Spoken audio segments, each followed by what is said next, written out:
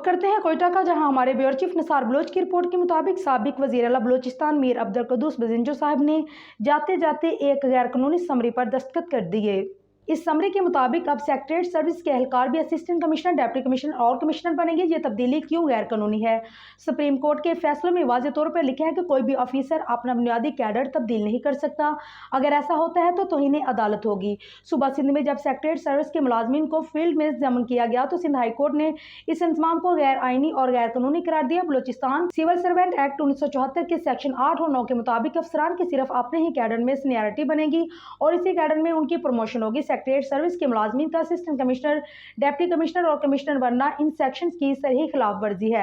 बलोचिस्तान में फील्ड की महदूद सीटें हैं। इन सीटों के आइन मुताबिक public service commission assistant commissioner की भर्तियां करती है और हुकूमती बोर्ड तहसीलदारों को प्रमोट करती है। अगर सेक्रेटरीट के सैकड़ों हजारों मुलाजमीन को खिलाफ वर्जी फील्ड में लाया गया तो उससे न थमने वाला बहरान पैदा होगा। चीफ सेक्रेटरी बलोचिस्तान और दीगर तमाम स्टेक होल्डर इस तरह के गैर कानूनी इंतजाम का रास्ता रोके, बेसूरत दीगर commissioner, deputy commissioner, assistant commissioner और तहसीलदारान कलम छोड़ हड़ताल पर मजबूर होंगे।